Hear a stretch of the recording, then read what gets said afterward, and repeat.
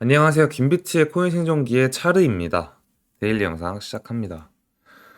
제가 오늘 아침 6시까지 중요 뉴스를 다 보고 잤는데, 어, 또 중요한 건 또 7시에서 9시 사이에 나왔더라고요. 오전에. 그래서 제가 밤을 샌 게 거의 의미가 없는데, 목이 좀 안 좋아도 이해를 부탁드립니다. 연준 회의록을 요약한 걸 보면요. 모든 연준 회원국은 신중하게 진행하는데 동의한다. 연준은 금리가 당분간 제한적인 상태, 그러니까 금리가 동결되고 있을 것 같다라고 보고 있고, 인플레이션 상승 위험을 인지하고 있고 뭐 항상 하는 얘기를 거의 하고 있습니다. 자, 그래서 법무부는 미국의 법무부가 바이낸스 및 CEO, CG를 공식적으로 기소를 했죠.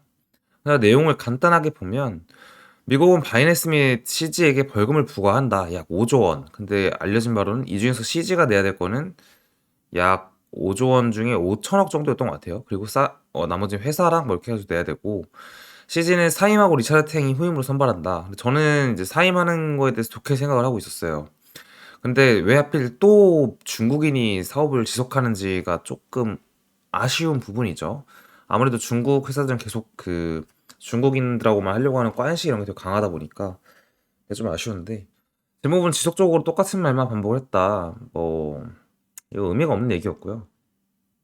보면 결국 지난 여름부터 사실 이어져 온 악재 중에 이제 마지막 악재였던 것 같아요. 바이낸스가 미국에서 있는 여러 가지 불법 행위를 했다. 예를 들어서 그 자금 세탁 방지법에 대한 의무를 위반했고, 뭐 미국인들에게 장사를 하려면 미국 법을 따랐어야 되는데 미국인들한테 그 서비스를 사용하지 않게 하는 것처럼 하면서 뒤로는 미국인들의 회원을 받았고 뭐 이런 여러 가지가 있는데 어쨌든 최악은 CG가 그 구속이 되거나 혹은 바이낸스 자체에 대해서 되게 엄청난 제지 그런 거를 이제 미국 쪽에서 한다면 VPN을 통하든 뭘 하든 하여튼 엄청나게 통한다면 그럼 되게 안 좋다고 생각을 했었습니다. 차라리 지금 벌금을 부과해서 이런 식으로 끝나는 게 훨씬 낫다고 생각이 들어요. 오전에 진짜 억울한 게 6시까지 모든 걸 다 보고 잤는데 오전 8시가 되기 전 7시 후반에 CG에게 미국 정부와의 항소 협상의 일환으로 18개월의 징역형을 선고했대요. 그래서 비트가 떨어졌다가 또 CG가 1억 7,500만 달러의 보석금으로 구금에 석방됐다라고 하는데 조금 억울합니다. 뭐 결국 항상 중요한 거는 제가 몇 시에 자든 잘 때 나온다. 2012년 이제 브라이언 암스트롱 코인베이스 CEO죠. 코인베이스 CEO가 지금 이런 와중에 약간 신나 있더라고요. 코인베이스를 창립한 이래로 우리는 장기적인 관점에서 취해왔고 얘네는 뭐 장기적으로 2021년에 주식 공개 회사가 돼서 이제 IPO도 해가지고 우리는 상장도 한 회사다 거래소로서.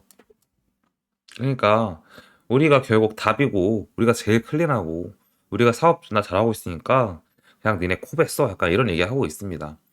바이낸스 자체가 망하면은 정말 크립토 시장 자체가 전 망할 거라고 생각을 했어요. 많이 뭐라고 해야 될까요? 한 1년 넘게 힘들 거라고 생각을 했습니다. 워낙 큰 거래소고 전 세계 볼륨을 다 차지하고 있기 때문에 그런 생각을 했었는데 뭐 어쨌든 저는 이 사건을 장기적으로 봤을 때 되게 좋게 생각을 하고 있어요.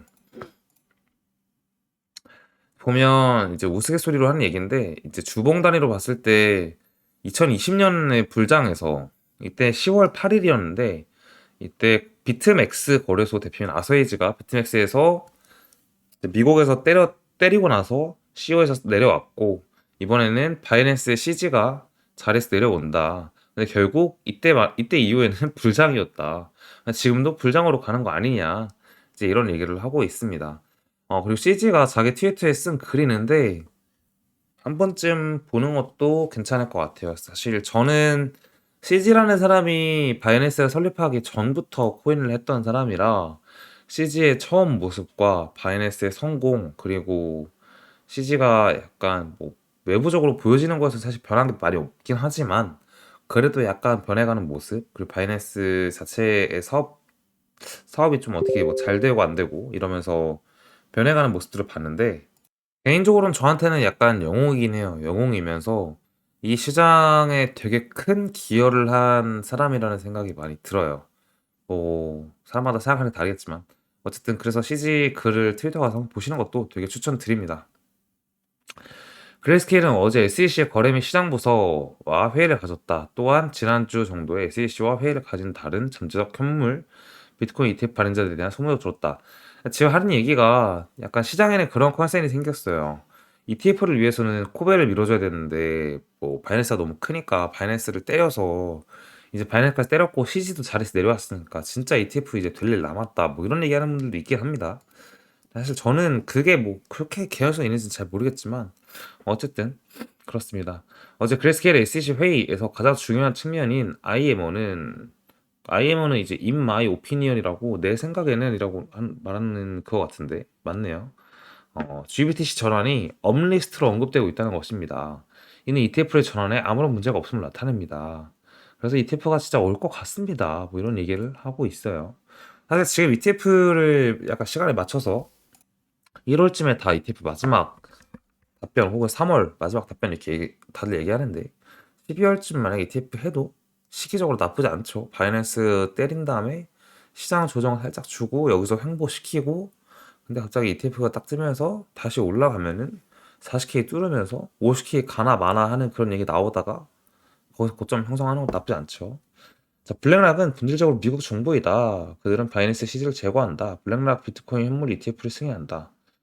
약간의 음모론인데 뭐 그런 얘기를 하고 있습니다.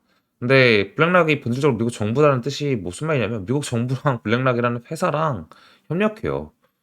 진짜 말이 안 돼요. 엄청나게 큰 회사긴 합니다. 블랙락이.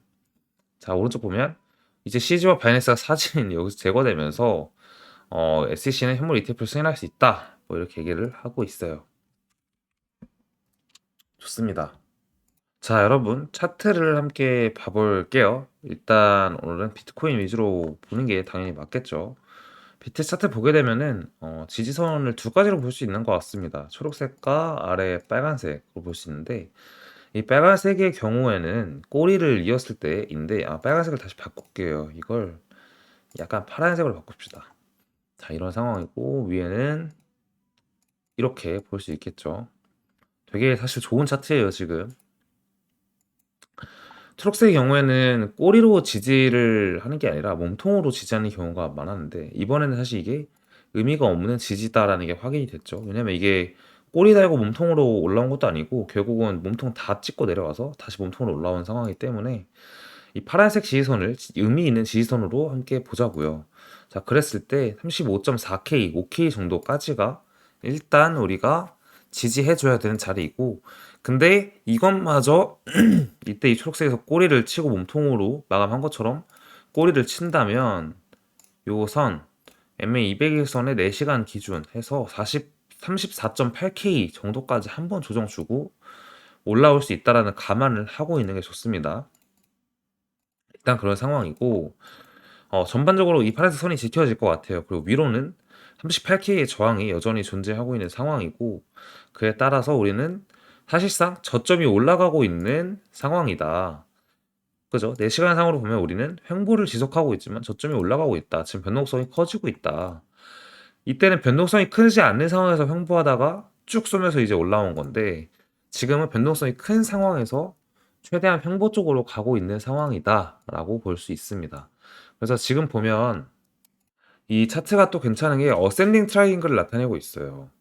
그래서 사실 패턴상 봤을 때 상승을 위해서도 이런 식으로 지금 어센딩이 나오고 있기 때문에 나쁘지 않은 상황이다. 우리는 이 안에서 결국 놀고 있으니까 이탈할 때 그 방향을 중점적으로 매매를 하면 된다.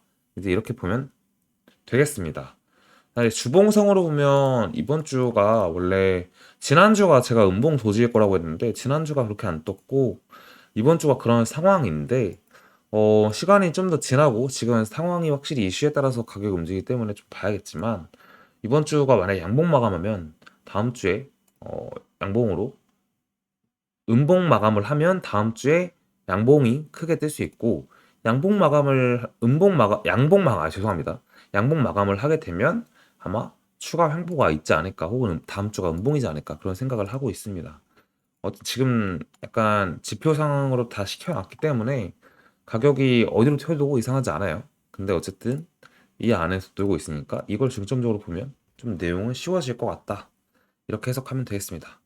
자, 그러면 일단 여기까지 하고 저희 영상 마무리할게요. 감사합니다.